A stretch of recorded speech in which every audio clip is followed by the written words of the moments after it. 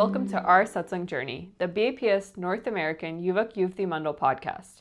Join us as we dive into real, relevant, and meaningful conversations aimed to keep us inspired. We will explore the timeless teachings of Maharaj in our Guru Parampara and listen to inspiring stories from those who walk this path alongside us. Together, let's take the next step on our Satsang journey. I'm Priyal. I was originally born in Edison, New Jersey. I moved to Corpus and was raised there, and now I live in Austin. I work in healthcare finance right now, and I've worked in healthcare my entire career. Things I like to do for fun is I like to hike, I like to travel, I like to read, and most importantly, learn about Satsang like we'll be doing today. Hi, my name is Juhi. I was born and raised in Maryland, and I moved to Austin about 4 years ago. I work as a physician assistant, and on my free time, I like to travel, I love to work out with my friends, and I like to try new coffee places, and of course, listen to podcasts. I also enjoy learning about Satsang, and like today, I like to learn more about Paramahansas, especially Muktanand Swami. So we're going to focus on key moments of Muktanand Swami's life that shaped his spiritual evolution. We're going to talk about his doubts, his divine experiences with Maharaj, and of course, the heartfelt compositions that he wrote. So before we dive into all the compositions that Muktanand Swami or some of the compositions that Muktanand Swami has written for us, to understand the Paramahansas is also important. So there were about 3,000 santos that got initiated into the santo fold or satsang fold during Maharaj's time. And out of those 3,000 santos, about 500 were Paramahansas. So these Paramahansas weren't just ordinary individuals, right? They had already done so much tap, and they had gone through like 108 austerities, but they also from the beginning were learned individuals, like either scholars, kings, poets, all these different backgrounds. Yet they chose to give up this lifestyle and follow Maharaj and join the satsang fold. And Muktanand Swami was no different, right? He had such a deep grasp of satsang and just the Hindu philosophy in general. Yeah. But most importantly, he was also known to be very caring and forgiving. The nickname that they gave him was like the mother of satsang, right? Mm-hmm. And so the sadhus would come to him for mentorship, Hari Bhaktas would come to him for advice because they knew like he would listen and not judge and just give them what they needed to hear, right? Mm-hmm. Another part of his personality was that he was so humble. And I think a big part of this was seen when you notice the relationship that he has with Maharaj, right? Maharaj is 23 years younger than him. And so like taking Maharaj's advice and like his guidance, following his guidance is like kind of crazy because like he's 23 years older and he's lived so much more life, but he's accepting Maharaj as Bhagwan, right? Yeah. So even in earlier life, right, Muktanand Swami before, like when he was a kid, Mukundas, he loved like learning about spirituality and learning about like the Veds and the Bhagavad Gita. Like he enjoyed learning more about just like not satsang, but like about Hinduism, right? So he was so engrossed in it, yet he had his own challenges. Like, even with that understanding, like his own parents were like, live a dharmic life. Right. You know, you have to still meet those dharmic like relations. You have to get married, start a career, all these different things. And being respectful, he did it. But he soon realized this is not for me. And he went on his own path to look for spirituality. Yeah, and so one of the most emotional moments from this journey was when he met a Baba named Kalyan Das. And so he told Kalyan Das about his journey and like what he was looking for, trying to achieve the perfect brahmacharya, right? And Kalyan Das was like, that's not possible. Like your journey is not, like just go back home, right? At this point.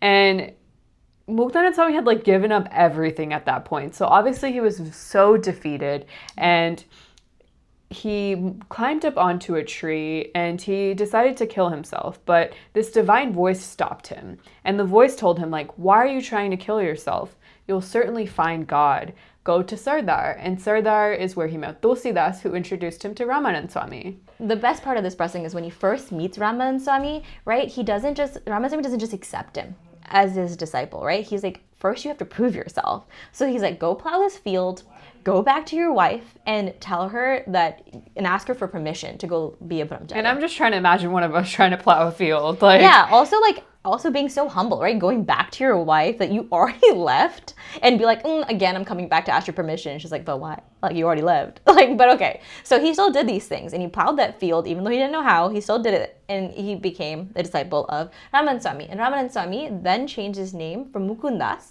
to Muktanand Swami, literally symbolizing liberation. And like his entire journey was like so faith altering, right? To understand Maharaj's form.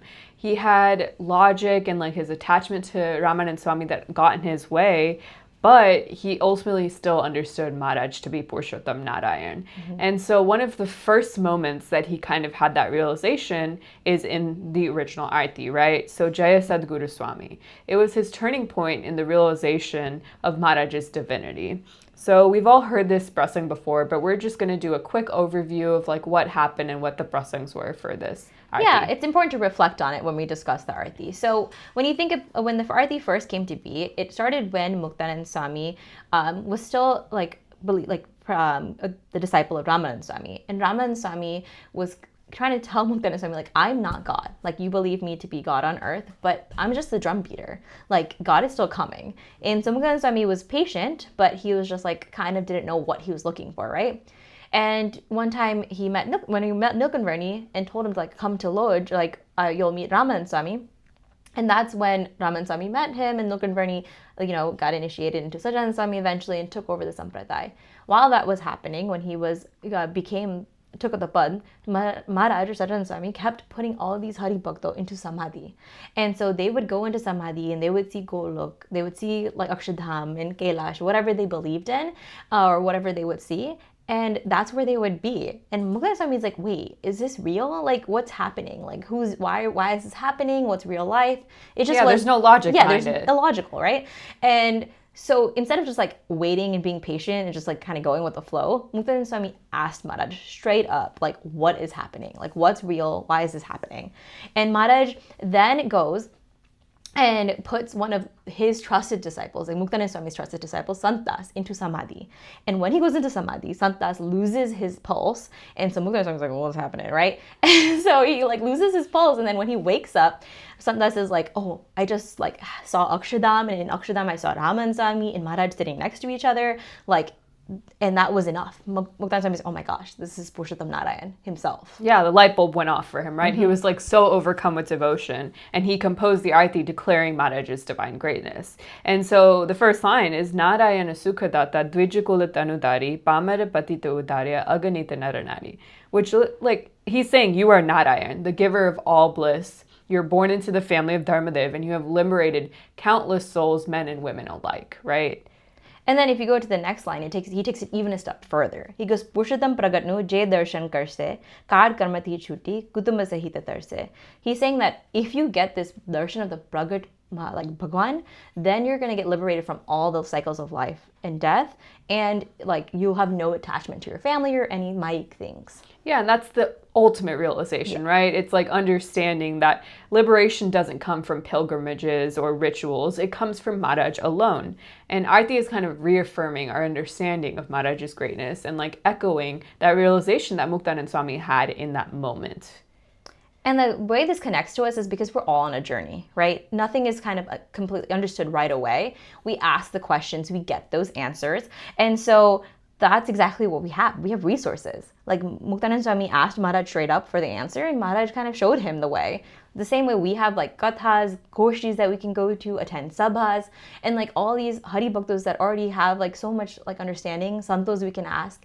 We just need to reach out and get those doubts or questions answered. Yeah, and I think I have a perfect prasang of like the both of us, right? Where I was reading a Vajramut and I didn't understand a line in it, and I sent you a screenshot, and I was like, what does this mean? And you were like, girl, I don't know. And so we talked to your father-in-law, and he kind of explained the line to both of us, right? And so we both gained that knowledge just by asking someone. And I think that's really important because Maharaj is very patient with us, and we just have to take that little step to understand what he's trying to tell us. And always remember, right? Like when we ask those questions and we get that understanding, don't forget to also do the prapti vichar, right? Remembering that what we have attained and the significance of it makes the rest of our journey much easier, or like at least helps us guide us more, which is why it's our agna, right? Our 15 minutes of prapti vichar a day. And so doing that helps solidify our understanding the significance and the mahima of Maharaj. Yeah, and so we learned about Muktanand Swami's realization of Maharaj's divinity through the ārti. We're going to move on to a kirtan called Māīri mein to Purushottam pāyā. And this kirtan is all about gratitude. It's about the relief and joy after years of looking for what he was searching for and finding it in Maharaj, right? So this kirtan, it started off or got composed when during the time where Maharaj was going to install the Hare Krishna Maharaj Murti in Varta, right? So he was going to Varta to install the Murti, but Muktanand Swami had a feeling like, oh, this is not going to go well, right? Maharaj is going to install his own Murti in a mandir. Like, people are going to be against it, Haribhakt, they're not going to like it, it's going to cause chaos, right?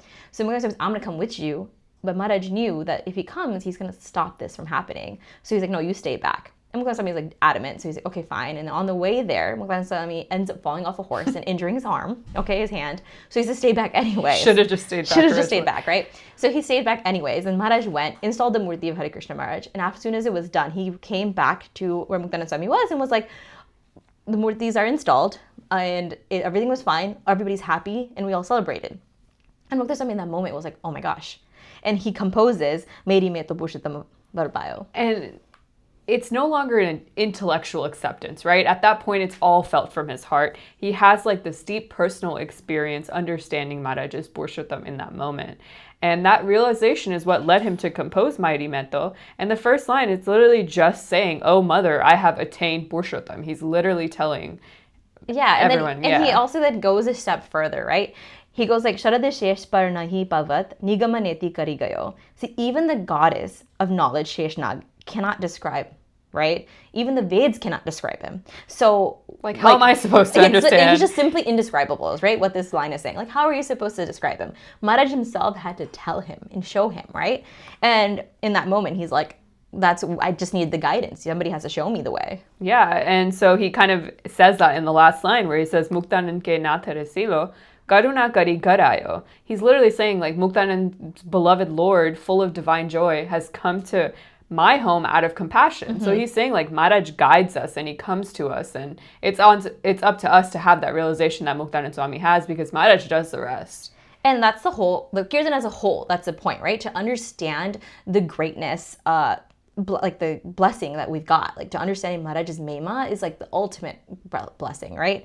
And then we have to go a little bit further, right? To also see how Muktanand Swami himself, like as a senior sadhu, was on his own journey to understand this, right? So who are we to just know it from right off the bat, right? We have to also experience it, ask the questions, and it's okay. Like we're on a journey. It's a process.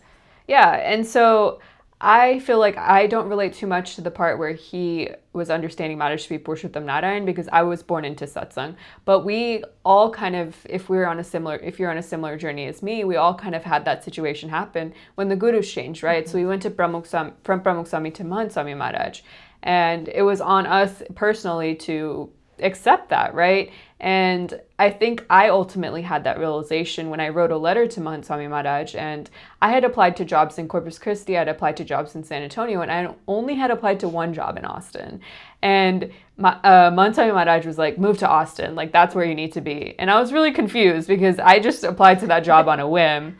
But I ended up moving there, and it was one of the best decisions I ever made, because I came from a small mandal in Corpus, and it was just my family.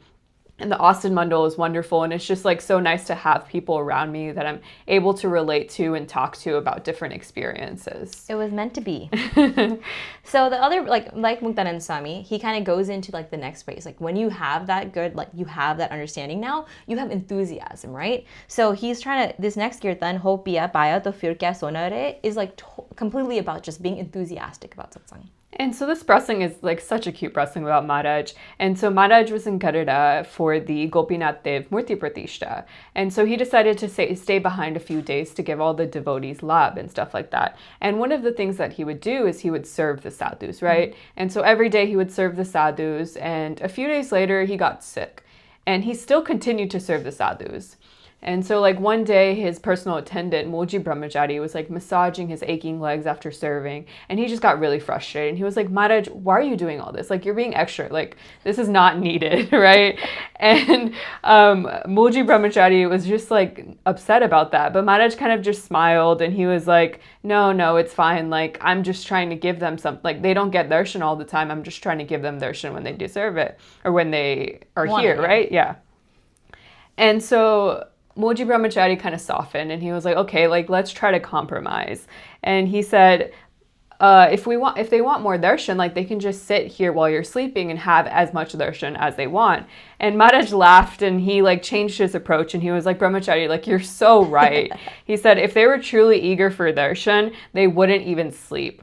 And the reason we know this is because Muktanand Swami was like creeping like from the half open door and like listening to all of this stuff happening. And he heard this prasang and what Maharaj said and he wrote the words that we're going to talk about. Yeah, so ho piyā pāyā to fir kya sonā re, right? That's what he writes. And that literally translates to having attained the nectar in the form of God, how can laziness be tolerated? So when we truly understand what satsang is, who Maharaj is, how can we sleep on it? It's literally what he's saying. Why are we sleeping on satsang? You're so right. And it goes even further. And it says, Piyā pāyā jab sar saban ko hadacham kya jonare piyā, which says that when the nectar has been served, everything is included. So why are we worrying about the body? We have everything that we need, but we're still chasing all these material comforts. Yeah, and then he goes to an analogy, right? He says, Bhaktar pere ke ran mein nikse naram garam kya hona re piyā, which means we have the armor of devotion and step into the battlefield of life. So why be afraid? How powerful is that? We never look at it that way, do we? That like satsang is my armor. So when I'm afraid of like all these different things that come in my way or life throws at us, like we can get through it because we have Maharaj and we have the understanding. Yeah, I love that analogy. Yeah. Like satsang battle armor is like awesome. And it's not just like outside things, like thinking about it as swabhavs, all the other like our personal things, like ego, laziness, all of that stuff is included in that. Yeah, and so the last line essentially says, renounce all attachments and focus your mind at the feet of Shyam Sundar. And that's the ultimate lesson. Let go of everything that holds you back and place your entire heart at Maharaj's feet. And this also reminds me of a prasang about my dad. And so when we were growing up, like my dad was not satsangi at all. My mom's family was very satsangi. They were born into satsang, but like he would never come to mandir with us or anything like that. Like he would just drop us off and like do his own thing. And so whenever Pramukh Swami Maharaj came to Edison in 2000, he had personal mulakat with him. And so Bappa just told him like, Dr. Seva Kari Lejo. And he just like said those 3 words that completely changed my dad's entire life. And I still have memories of that to where he would literally like be at mandir every single time he had spare time. He would tell all his friends, like, we had to go to Sunday Sabha every single Sunday. No other plans. No other plans. It was always going to be mandir. And it's just like, it was like a 180 just from those 3 words. And the reason that it's so important was because like literally like 2 years later, my dad passed away. And so that's probably the little seva he needed to get that moksha, right? And so I feel like it's so important because my dad literally put his heart at Maharaj's feet just from hearing those words. And sometimes that's all you need. Yeah, and you also mentioned he started the health fairs in Edison as well. Yeah. Right, like that's like the love and care that Maharaj and Swami put into us, we don't even realize it sometimes, right? So that one little thing is all he needed, right? And Maharaj does like that for all of his Hari Bhaktos. So Muktanand Swami like also has like the similar realizations. Like he knew that Muktanand Swami was creeping in the corner, right? He needed to hear that, so he did it, right? So here, like, we have to like also realize that there's little hints like that all throughout our day and our life. So we got to go take the effort to use it and push ourselves further out of our comfort zones, right? So whether that be like maybe this week we go do something different and maybe in a weekday go do ārti at mandir, or read another Vajramrut that you don't read, or if you don't do Ghar Sabha, do Ghar Sabha, or add in one, something that's out of your comfort zone, but you would do to make yourself closer. And I think we have a perfect example right now. It's Adhiveshan, right? Yeah. And so we could take just even start doing our modules, or like take on a few extra modules. Like we're all capable of more than we think we are, and just taking that extra step. Show that enthusiasm. Exactly.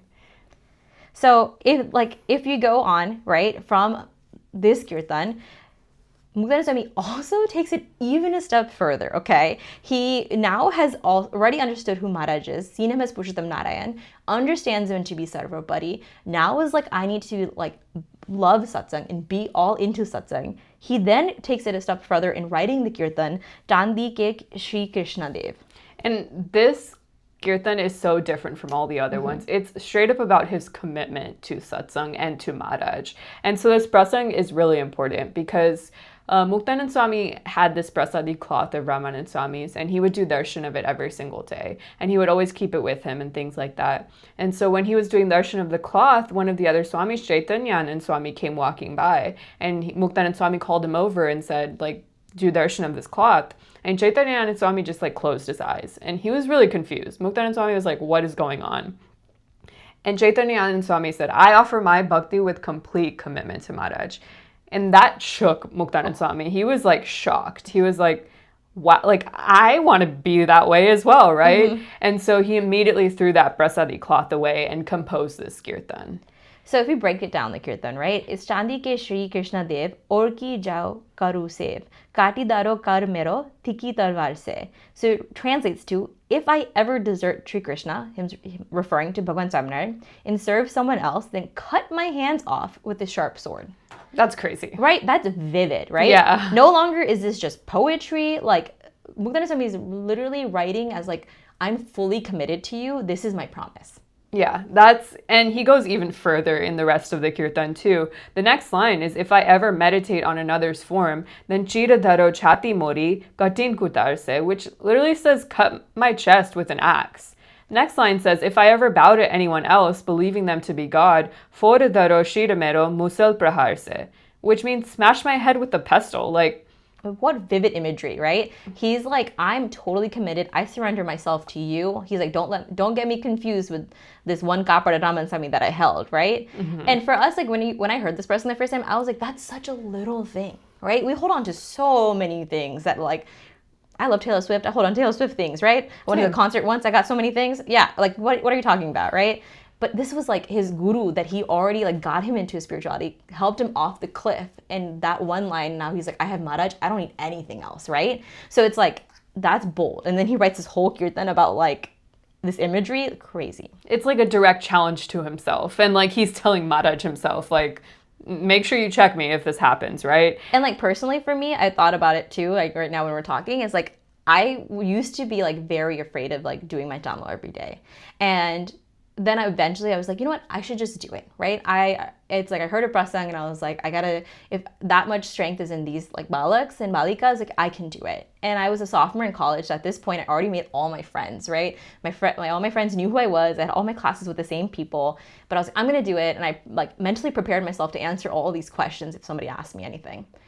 Nobody asked me anything, okay? My first week of school started, nobody asked me any questions. And at this point, I was like, somebody asked me. Let me read my script. Exactly, right? Let me read my script. But nobody asked me any questions. And it just made me that much more comfortable because I was like, why was I scared, right? I have so much pride over satsang, then why was I afraid to talk about it, right? And that comes into my daily life now too. Like when I work in my office, I keep the mandir calendar up. I have the murti of Maharaj and Thakurji there. Like, if anybody comes by and asks me a question, I'm happy to answer it. And I wear my janlo every day, so my patients see me every day wearing a janlo. So if anybody has any questions about it, I'm more than welcome to talk about it. And I think that's such a good point because this kirtan kind of teaches us to introspect onto where we are, right? If we're holding back, like we should listen to these words and we should be as bold and unapologetic as Muktanand Swami was when he was talking about this. So with that being said, we talked about individual moments. Let's talk about the journey as a whole. Okay, so if we think about it, the bigger question is, where do our attachments actually lie, right? So we're attached to all these different things and we get these commitments, right, to either like these māīk things in our life that we mentioned. But like Muktanand Swami, are we able to realize who we have actually attained? And like, can we let go of those little like attachments that we have?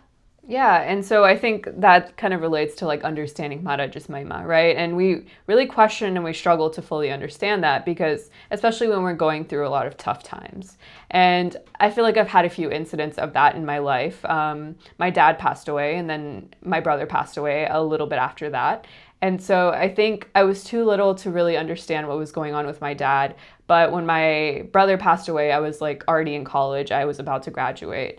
And so I feel like I had a really hard time during that because it's it's so instinctual to be like, why me? And like, why is this happening to me? But I had such a satsang-centric family, and like being surrounded by other satsangis and stuff like that, that kind of made me understand and realize that it's not about me, it's about their personal journey for them, and they were done with their journey, right? And so I feel like having that understanding and realizing that like Maharaj was just helping them and to get their stuff done, and it's on me to like be on my own journey, right? And so ultimately I feel like it's so important to like recognize that in those moments, and like even just think about Muktanand Swami's journey in general to realize like Maharaj is there for us to get liberation. Yeah, I mean, I'm sad, but also what like a beautiful realization you had, right? Muktanand Swami like had his doubts, right? And he went through it, right? He asked those questions, kind of went through it. He had feelings, right? He felt his feelings. And then he ultimately had to understand, to get moksha, he had to understand Maharaj's mahima. So the journey can take as long as it needs to be, but at the end game, that's where we need to be. And yeah, and I just like love the journey because Muktanand Swami's story kind of builds out how we went through it, right? Where he composed Jay Sadguru Swami because he was overjoyed at recognizing Maharaj as God. But later, through experiences like the Murti Pratishtha and Vartal, he realized that Maharaj is not just God, but he's like Purushottam Narayan himself, right? And so like every step of his journey is kind of outlined through his kirtans. And he's able to like get to the point where he's like how committed am I? So he's able to like also fully show that I love doing satsang and I'm so enthusiastic to be here. So like being like Muktanand Swami is like understanding that we can let go of these things and then fully take on satsang as a priority in our life. So even if it's like through tough times in our life, we have something that we realize is much greater than us, and that can bring us that joy. Mm-hmm. And Maharaj's mahima isn't about like acknowledging his miracles or role in the Brahmans. It's really about seeing him in the mundane and like the day-to-day life, right? And trusting that everything kind of happens for a reason. And that's really what brings us peace in the end, even during life's toughest moments. Things aren't happening to us, they're happening for us, right? And so we don't see the full picture, and we just really have to rely on our faith and understanding of Maharaj's mahima. Just like Muktanand Swami did, that understanding kind of came through experiences and like other people's experiences as well, right? So we have to stay open to those experiences because that's what's going to deepen our faith. Well said. Well, that's it for today's episode. To our listeners, thank you for tuning in. We hope this episode has inspired you to reflect on Muktanand Swami's life and his journey on understanding Maharaj's mahima. So let's ask ourselves, how can we take one small step today to better understand and then act on understanding Maharaj's greatness? So if you have any questions or suggestions, please see the description below and find the link to leave feedback in the feedback form. Join us next time as we continue to have real, relevant, and meaningful conversations. Thank you, and Jai Sadguru Swami.